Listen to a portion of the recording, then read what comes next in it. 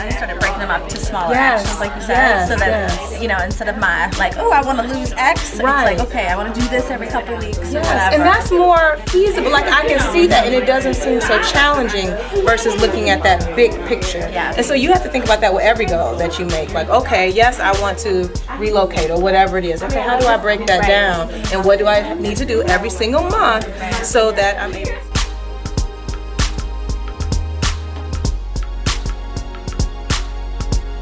Some stuff I'm gonna try to put away, but a lot of it's just gotta go. And don't try to do it, I can't remember if I said it up there, but don't try to do it all at once because that would be very stressful. But just break it down. Like this day I'm just gonna take 30 minutes and get rid of this. Because otherwise you'll go crazy and like you'll quit. Yeah, it'll be too much, you know?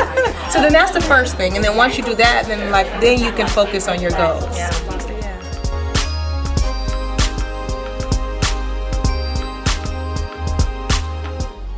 Does everybody know what a peplum is?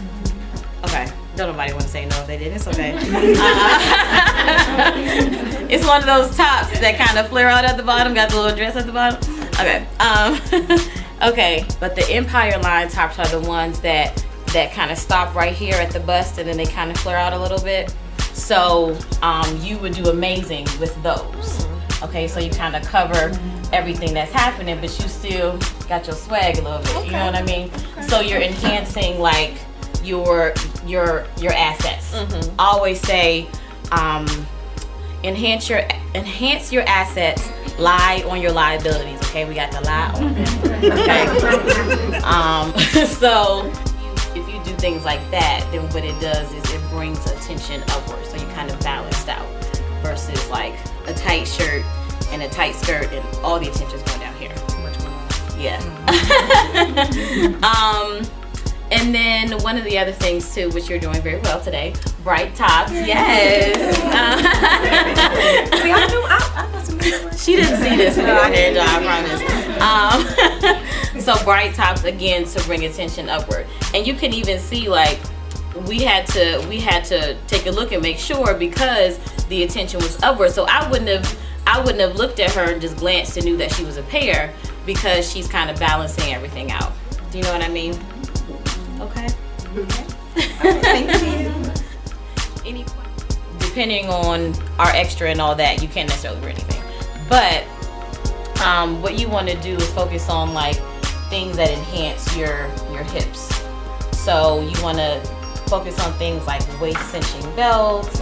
Belts are always great for hourglass sisters. And things that kind of have a structure where it comes in, it comes out, because it just enhances what you already have going on. I would say that you are between a pear and a rectangle. Okay. So, what did you say you like? The pencil skirts and the wide leg jeans, or the wide leg pants. Okay. So the wide legs I think would be fine for you. Did anybody say they were a strawberry?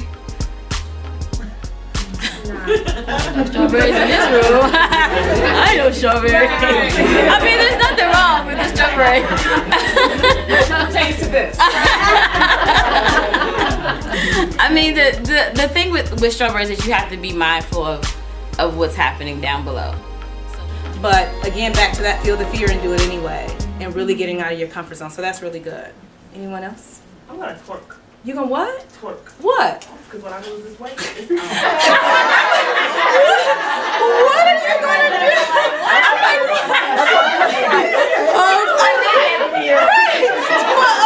okay. Random, but okay. If that's what you want to do, if that's the goal, and what steps are you going to take? You think twerking? I guess watching videos.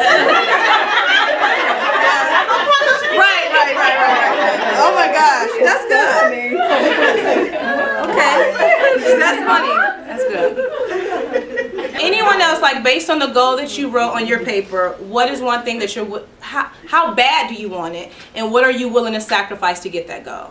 And so that's where I want your mindset to be, because again, back to those New Year's resolutions and things we just vaguely say that we want to do. If you are not very specific about what you want to accomplish and what's your plan, your steps, how are you going to get that done, then you'll be sitting at 2016 or the end of 2015 very frustrated going into 2016 without a plan in place. And then you look at those goals and you're still trying to achieve the goals from 2011, 2012, 2013. You're not, because there's no plan in place. So I hope this was helpful, and I want you to write down more goals. So not just one goal. But I'll actually share. I have a couple of things that I'm working on for 2015, and these are just a few.